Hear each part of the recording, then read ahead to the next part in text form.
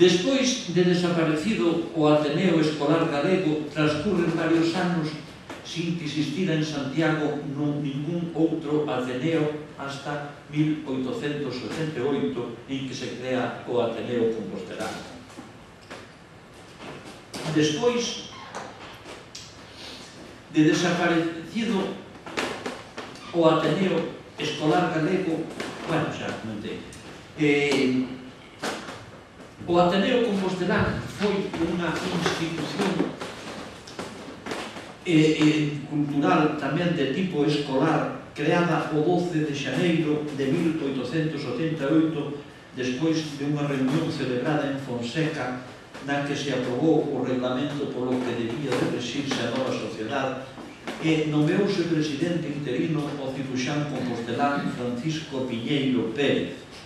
O Ateneo Compostelán quedou constituído e o Dr. Piñeiro, presidente interino, despois de dar conta dos traballos realizados polo Ateneo desde a súa iniciación, deu posesión do cargo ao presidente xeral, que había sido nomeado na última xunta polo médico Dr. Manuel Andrade Núñez, que, a súa vez, deu posesión aos distintos cargos da xunta. A pesar deste nomeamento de cargos de directivos e das seccións, foi nomeado por unanimidade presidente honorario o retor Antonio Casares. O día 25 de febreiro de 1888 ten lugar a sesión inaugural do Ateneo Compostelán no Paraninfo da Universidade baixo a presidencia do retor Antonio Casares. Durando as actividades deste Ateneo hasta o mes de maio, durante o cual tratáronse as seguintes temas nas sesións que se levaron a cabo. Estes son as actividades da primeira parte, da primeira mitade de xaneiro a maio do Ateneo Compostelán.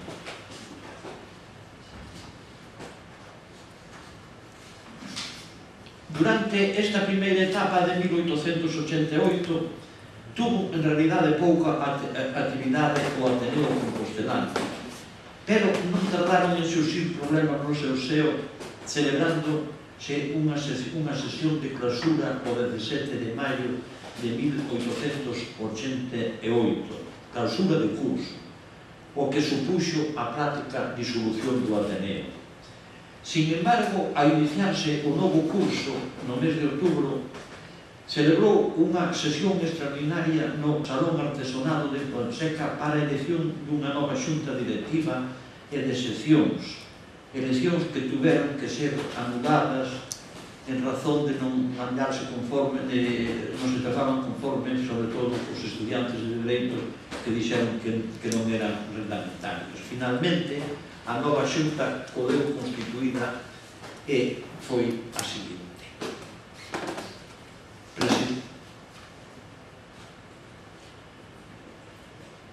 Este é presidente Alfredo Brañas, vicepresidente Luis Miguel Morantín e as seccións foron estas.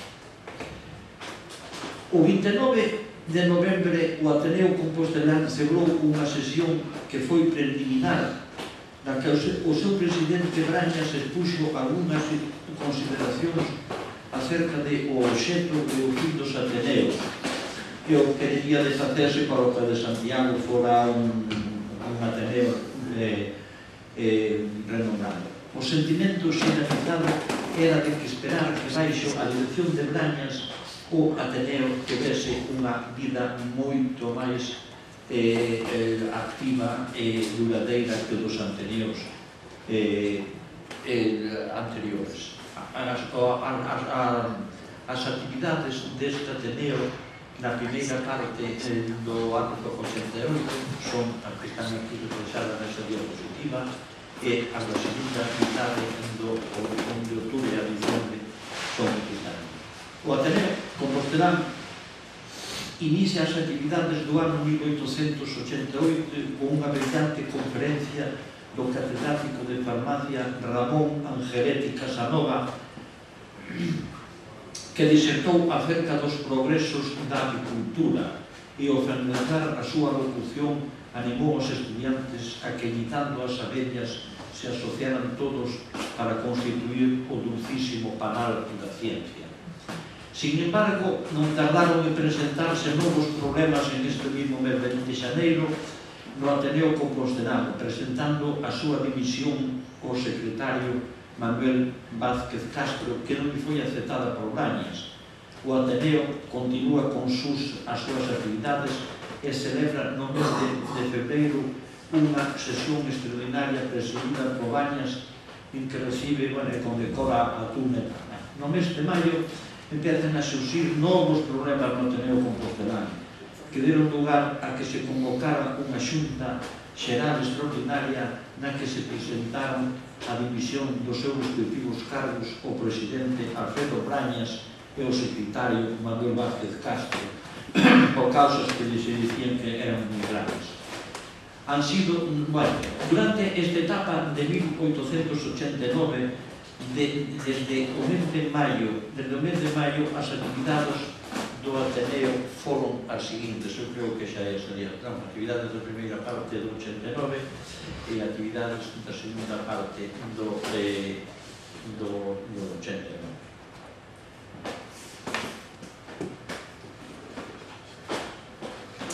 O Ateneo Compostelano, despois de haberse celebrado xuntas xeral en maio, acordou suspender polo curso de 1889 as sesións e nomear unha comisión que se encargara interinamente da dirección da sociedade e de convocar no próximo curso académico xunta xeral para a elección de cargos das xuntas directivas e das seccións. O Ateneo quedou en consecuencia ferido profundamente.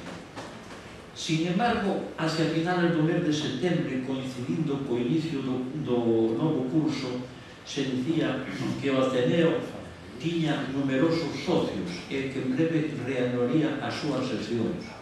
A prensa diaria de Santiago, nun editorial, comentaron non sin ironía: "No se ha muerto el Ateneo, vive aún, y de su pasada enfermedad se haya restablecido por completo". E finalizan con esta frase: "No ha muerto el Ateneo, antes al contrario, ha revivido, digámoslo así, y el próximo sábado inaugurará su premio". Efectivamente, inaugurouse o día 8 de outubro de 1889, celebra xunta xeral extraordinaria o Ateneo Compostelán para a elección de cargos, e o 30 do mismo mes foi nomeado presidente do Ateneo Compostelán, xa que había dimitido Brañas, o catedrático de Teoloxía Luís Hermida Villegas. Esta nova etapa creou unha asociación de ciencias literarias da que foi presidente o conocido Manuel Cacheiro Carnada. O resumo das actividades durante a segunda mitad do ano 89 son as que están aí, e con motivo da reanudación das clases despois das vacacións de Navidade en xaneiro de 1890, supúñase que o Ateneo Compostelán se reanudaría tamén as sesións, xa que reinaba entre os socios unha gran animación, o que facía presumir que a levantita e importante sociedade iba adquirindo maior desenrolo. Non embargantes, os problemas continuaban no Ateneo Compostelán, en unha sesión celebrada o día 8 de febreiro de 1890, convertiuse nunha sesión un tanto violenta, na que varios socios se encarzaron nunha disputa que terminou en bofetadas dentro e fora do salón de Fonseca, e a raíz da cual dimitiu o presidente Luís Hermida Villegas e o rector privoulles do local que lle faltaba en Fonseca. En esta última sesión que celebrou o Ateneo o 26 de maio de 1896, acordouse a publicación dunha revista, órgano da rica sociedade, que eu nunca supe que se chegou a publicarse.